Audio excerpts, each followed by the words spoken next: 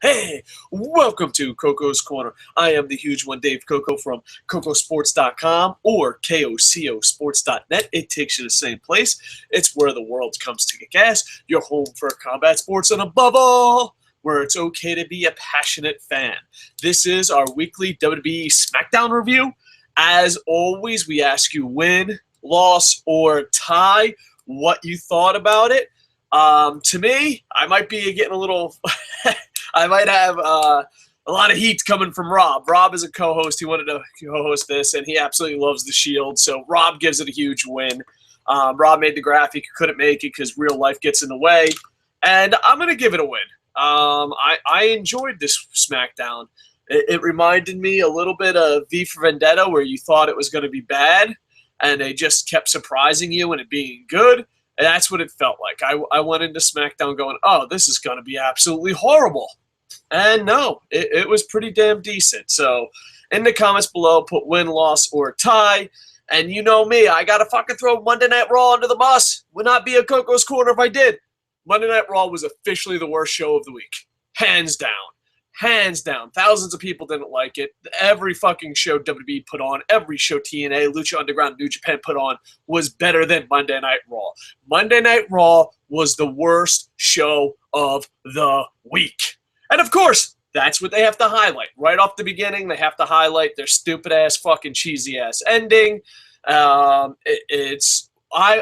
thought it was going to be bad because last week's SmackDown was nothing but Raw recaps. And then they start off this week at SmackDown with a Raw recap. And I'm like, what the that was my reaction to that. That's a normal reaction, right? And no, they cut a promo where they talked about Monday Night Raw. SmackDown is Raw. And Seth Rollins cut a promo.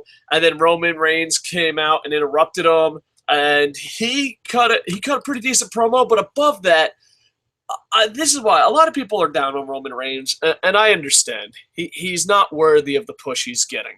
I'll be the first one to admit that. But just like your presidents of America, he's better than the last guy. You know, and your guy wins, and you're like, he's better than the last guy.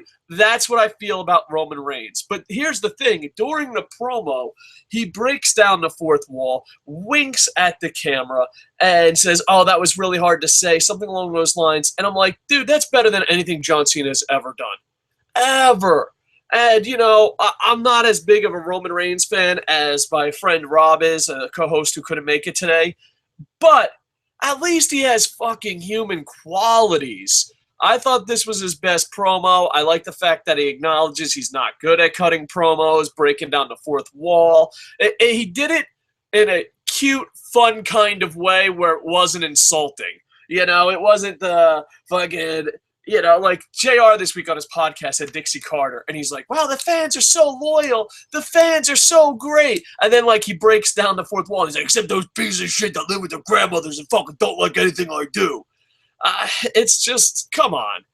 Come on, wrestling. I'm going to open up a letter to Dear Pro Wrestling. Dear Pro Wrestling, don't act like you're for the fans, and then later on you get all cranky like JR and be like, that fucking fans are pieces of shit and live with their fucking mother. Fucking no.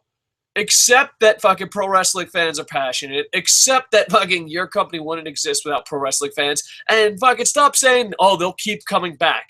Because ratings prove that wrong. Ratings prove that wrong. So, but overall, I thought it was a pretty decent promo. And then they're like, well, it'll be me and Kane versus you. You have to find a partner to Roman Reigns. And to me, I was just like, well, you know, maybe they'll get Dean Ambrose. That'd be kind of cool, you know? But I'm like, nah, WWE is not in the business of being fucking cool. So I just ignored my fucking initial thought going, oh, yeah, that idea is awesome. And WWE is not in the business of being awesome. The first match, Big E versus Adam Rose. They had Cesaro and Tyson Kidd ringside. I really enjoy those two, and I hope they get pushed to the moon. Adam Rose, and as far as the New Day goes, I don't know. I'm not fans of the arms, but I feel bad. Like, I could see Adam Rose and the New Day, they're putting effort into their gimmicks. and it's just not getting over. And anyone who's ever done anything creatively, you put your effort into something and it fails miserably, it's a shitty feeling. The New Day, I believe, are great athletes, but just this gimmick is absolute garbage. JBL's not doing any favors whatsoever to it, but he's supposed to be the heel.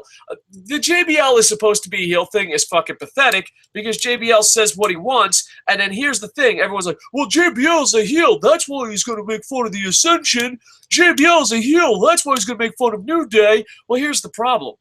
He doesn't fucking bring that he doesn't bring that velocity or that fucking hatred. I don't know why I used the word velocity. I'm trying to outdo my fucking vocabulary, but he doesn't bring the fucking heat. I knew there was a fucking C show from back in the day that I could have used. He doesn't bring the fucking heat against John Cena. He doesn't bring the heat like that against Roman Reigns. It's the undercard guys who are trying to get over. That's when he becomes super fucking naggy heel. And then the problem with super naggy fucking heel JBL is no one steps up to him. If the King, fucking Jerry Lawler, who's now moving to SmackDown, if he was like, yo, JBL, no, stop being a fucking dick. These guys are awesome. But he doesn't. The King is supposed to be the face, and he's like, you're right. The fucking New Day, the Ascension, the mid-carders really do suck. And then you have Cole, who's supposed to be a play-by-play guy, middle guy, face guy. Who fucking knows? He's just fucking annoying.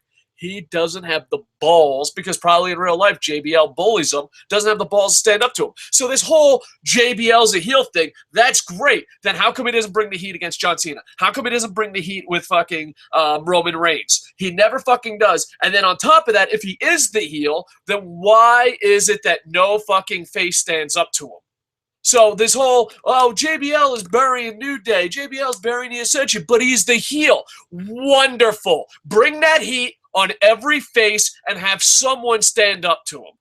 I mean, pretty much, Jerry King Lawler laughs at his jokes and goes, oh, JBL, that's a little too much. And then Michael Cole's like, well, guys, can we call the match? And did you know you could buy the WWE app? That's not calling the match, Michael Cole. That's not calling the match. Overall, I thought it was a pretty decent match. I am rooting for Cesaro and Tyson Kidd not to be lost in the mid-card shuffle, but we'll see what happens. And I enjoy Big E as a performer. I just wish they, did something else. Then you have the Ascension. Fuck it. Are they heels? Are they faces? Do they fuck? I noticed they didn't make fun of Demolition. I don't know why, but the Road Warriors and the Barbarian and all those fucking guys are still put on blast. And this is just... The Ascension is exactly what's wrong with WWE Creative. Exactly. They're booked as dominant faces. They don't get a cheer. Oh, guess what? We don't like dead wrestlers. Get it? I used to promote pro wrestling, and we used to talk about this gimmick. And I was like, this would get really good heel heat. And this was back, before PC crap was all over the place. Like, don't you dare insult anybody because that's not cool. Captain Planet taught me that. Before the generation of PC come, we were like, oh, dude, what we should do? We should have one wrestler go out there and call out someone. And, of course, that person's not here. And they were like, we'll call out Bill Goldberg, Stone Cold Steve Austin. And I was like, we should take it a step further. And we should call out only dead wrestlers. Because there's no way a dead wrestler showing up and the fans would fucking get heat. And I remember in this bar of nothing but white trash fucking scumbags, we're like, no, that's too far. That's too far. We're a bunch of fucking piece of shit, white trash scumbags putting on a wrestling show for drunk, white scumbag fucking trash. And we're like, you know what? This is before the land of fucking PC fucking warriors came about. And I'm like, and then people were like, no, that's too far. That's too far. And I was like, yeah, no one will ever fucking do that. Oh, no. We're G-rated. We're fucking goddamn motherfucking Disney. Let's just call out dead wrestlers. Good call. Good call on that. Good call. The Ascension defeat 2 local athletes. I'm too fucking lazy to even bother looking them up. You win, WWE. Your product fucking sucks, and you fucking win. Congratulations. The Ascension beat the shit out of them. Everyone fucking buries them, and the fans are giving no fucking reaction whatsoever. except piped in reaction. What? I would say this would be jumping the shark using a television term with the Ascension, but it's not. It's having the shark rape you. That's what the fuck this is. The Ascension defeat two local athletes, and their fucking career is fucking making fun of dead people. All right, great. But fucking JBL's the heel. Alicia Fox defeated Naomi in a Total Divas ad. Both these women completely beautiful. Both of them probably could do a lot more than what they've shown here, but you know what? It's important. It is important to have a Total Divas day. You know, Alicia Fox defeating Naomi, that should not be the headline on WWE.com. Alicia Fox and Naomi star in a Total Divas ad. That's how it should fucking read. Let's be honest, WWE.com. Scott Taylor, I'm looking at you, motherfucker. Alicia Fox defeated Naomi. At least, you know what, if you want to give Alicia Fox the win, hey, more power to you. Tip my hat to you. At least put Alicia Fox defeated Naomi in a Total Divas ad. Can we at least have that? Can we at least have that? Let me read Scott Taylor's fucking exciting recap, shall I? Go to WWE.com and you get fucking recaps like this. Naomi clashed, just throwing any words, with Alicia Fox in a hard-hitting showdown that saw the Foxy new Total Divas star, in quote marks, Total Diva, defeat the former reality show cast member when Fox leveraged her feet on the ropes to pick up the pinfall victory.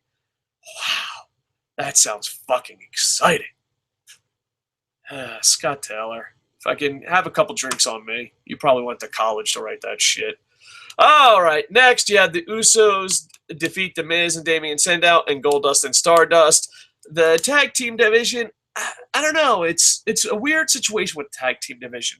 They put on good matches, but it's just the same good matches over and over and over. So you're like, what do you do? What do you do? You know, you don't want to, as a reviewer, you don't want to throw it under the bus because then they kill the tag team division. But at the same time, it's the same fucking match over and over and over again. They're busting their ass. They're trying hard. So you know what? I tip my hat to them. But I just want to record this. The Usos versus random opponent. Just put a fucking tab on this because we're going to redo this one over and over. The Usos versus random opponent was a really good match. We've seen it before. I was impressed. It entertained me. But at the end of the day, it's the same fucking match. Way to go, Usos. And we don't even have to say Usos. We could call tag team champs. Let's keep this fucking vague. But the Usos do defeat The Miz and Damien Mizdow.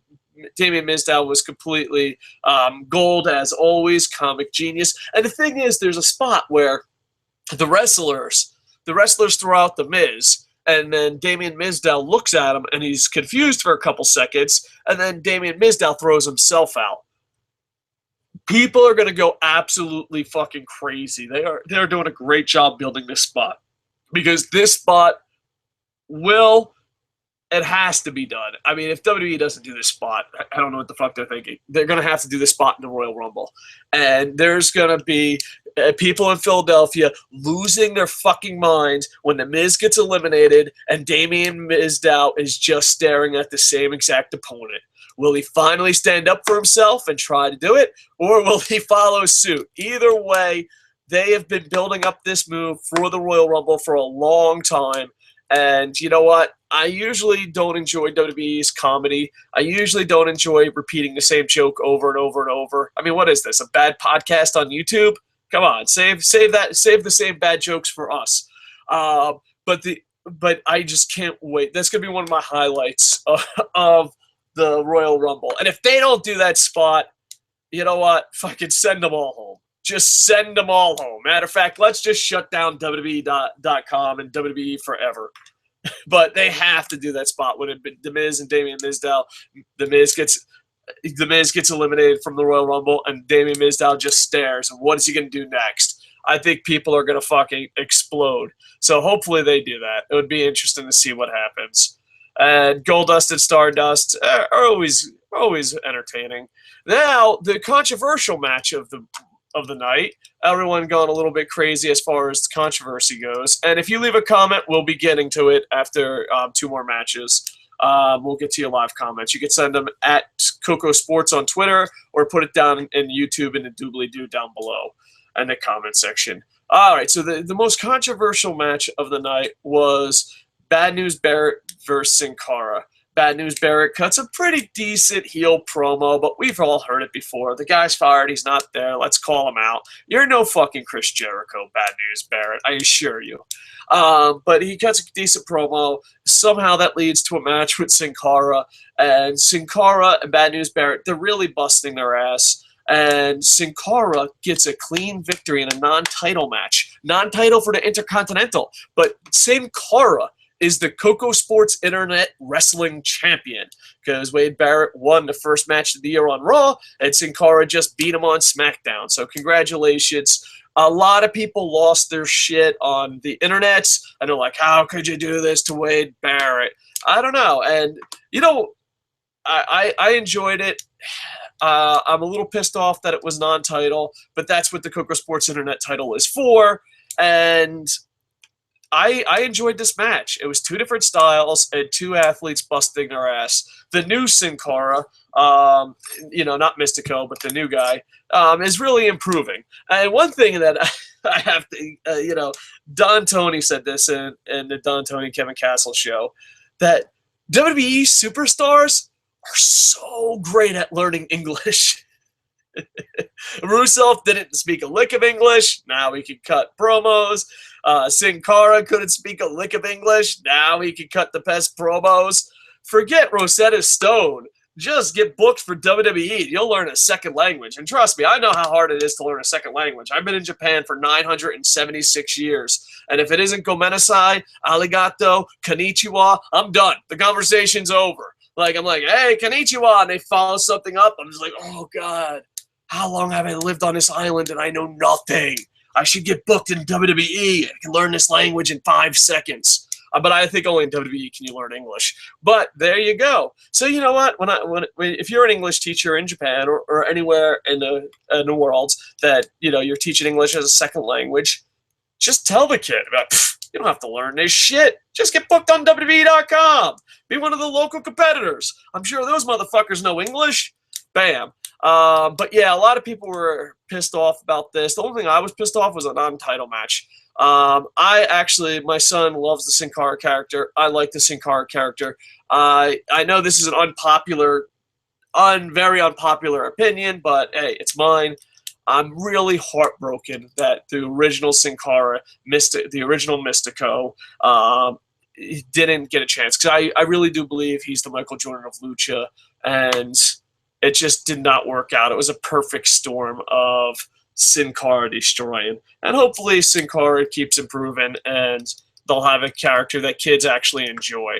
Because more kids like Sin Cara than John Cena. That's just fact. That's just fucking science.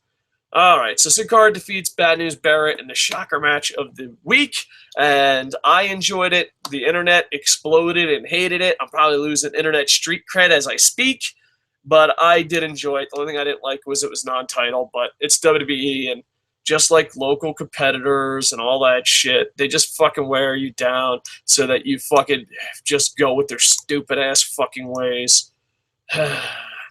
Moving on. The main event. I really enjoyed this because it was me being negative Nelly and WWE SmackDown finally giving me something I could give a shit about.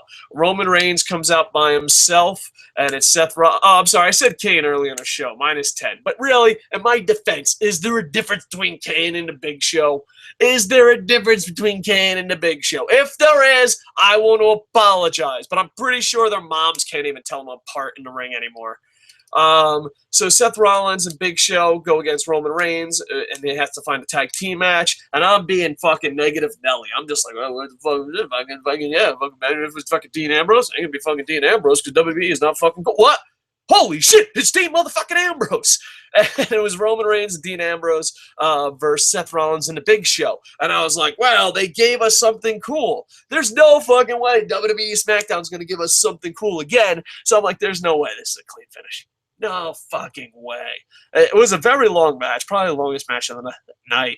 It wasn't the best match of the night. I still give that to Sin Cara, even though I'm probably going to get heel heat for that.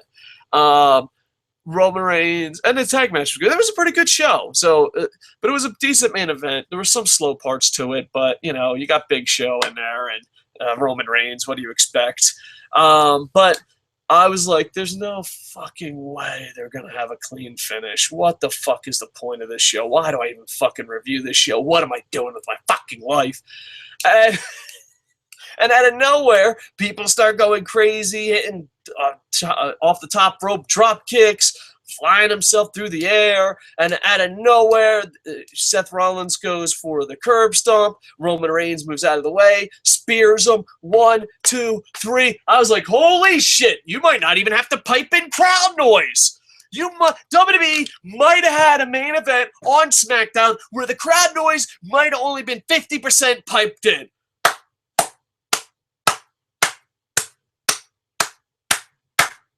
Unfucking believable. Unfucking believable. And for that alone, I give it a win. I really enjoyed this SmackDown. If I was, people always say, is it worth watching?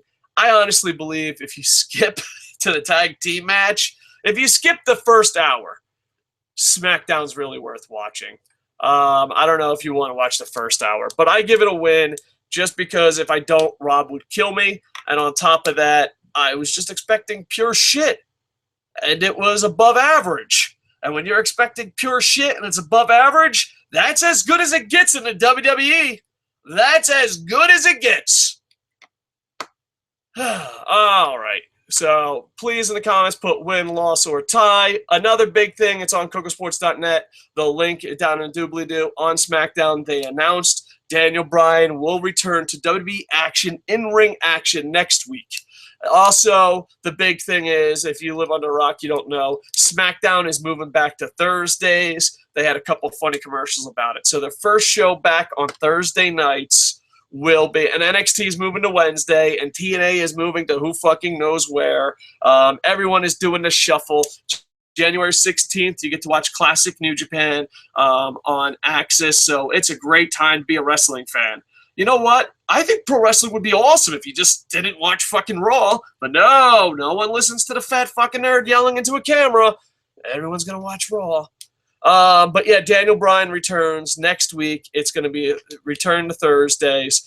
You can read about it. I put a link there on the description. All right. Boom. Let's see. On the Twitters, at the _Jan_Brauer, BRAUER. Is Jack Bauer? No, that's not Jack Bauer. Said, I liked and tweeted our video, so appreciate it. Much love. And boop, on Facebook, nothing much. On the Twitters, ba-bam, ba-bam. On SmackDown, all right, we got Astro Rocket. Roman Reigns smugly breaking the fourth wall after successfully quoting Sylvester the Cat somehow perfectly encapsulates everything the WWE is right now. Thank you, Astro Rocket. Appreciate the comment. Yeah, you know what? I kind of enjoyed it. I thought it brought him human characteristics, but at least they acknowledged it. And not only that, but think about how most people would have acknowledged it. How would have JR, how would have John Cena acknowledged it? How? They would have ignored it and insulted you. At least he was humble enough to kind of fucking insult himself. And I don't know. I prefer people that are a bit humble. So hopefully, you know, it is. But yeah, him breaking the fourth wall, I enjoyed it. I don't think Astro Rocket did, but I did. But yeah, if it was JR, he'd been like, you fucking fat motherfuckers living with your mother, and you fucking talk.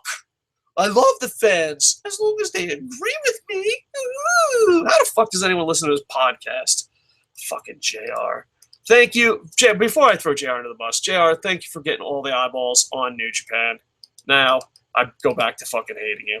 Desolation 11364. I forgot SmackDown was on. They just don't hype up SmackDown enough for me to care. They don't hype up anything but that shitty ass fucking Raw. Think about it. What do? They have maybe once every 4 weeks they might promote the main event card. And the only reason they'll promote the main event card is it's either something to do with John Cena's cocksuckers. The only time they mention is like, oh, Nikki Bella. When Michael Cole goes off the air, he says the next time you'll see us, and this is on this main event, Michael Cole goes off the air on main event, he goes, the next time you'll see us is on SmackDown. So they don't even promote NXT on the WWE network. NXT, they're bitches, so they have to fucking promote anything they're told. And then SmackDown is barely ever hyped up, and a lot of times main event and SmackDown is just to promote Raw. But yeah, they do a horrible job at promoting everything except John Cena, the Chosen Ones, and Raw. And I just wish, I hope with Roman Reigns coming up and being the next Golden Boy, or at least scheduled to be the next Golden Boy, I hope they at least do it. Because think about it, the best times in pro wrestling is when you don't know who's going to fucking win. You had The Rock, Stone Cold, Triple H. Remember the Attitude Era? There was no fucking John Cena or Hulk Hogan, and it was great. And the same thing with New Japan right now. Okada, Tanahashi, Nakamura. So, yeah, I don't know. I just hope that WWE with it. Astro Rocket says, how long will SmackDown remain B or C show when it's constantly better than Raw? I honestly think forever. Forever!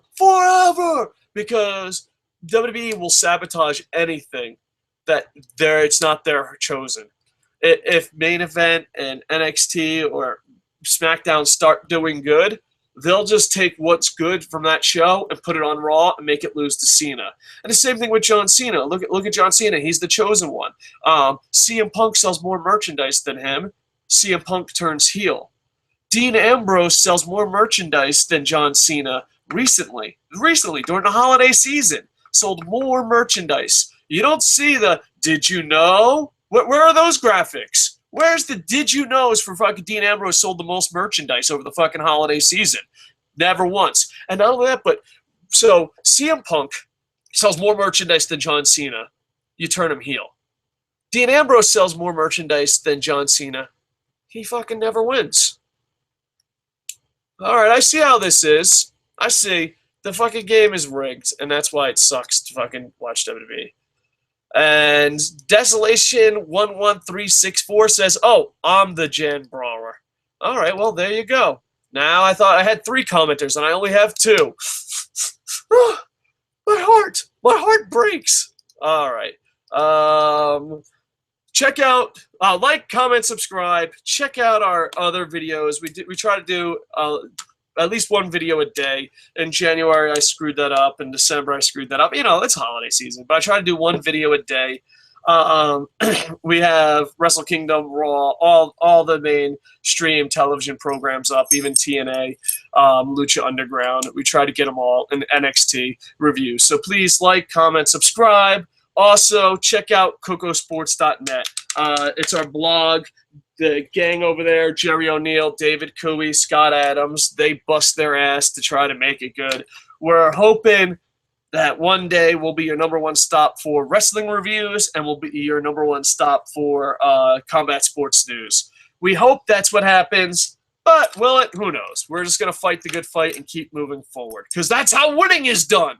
All right, so like, comment, subscribe. Check out kocosports.net. I am just stalling to see if there's any more comments, and there is not. All right, so like, comment, subscribe. Go to kocosports.net. And with that, I am over. Bum, bum, bum, ba-dum, ba-dum, bum, bum, bum, bum, bum.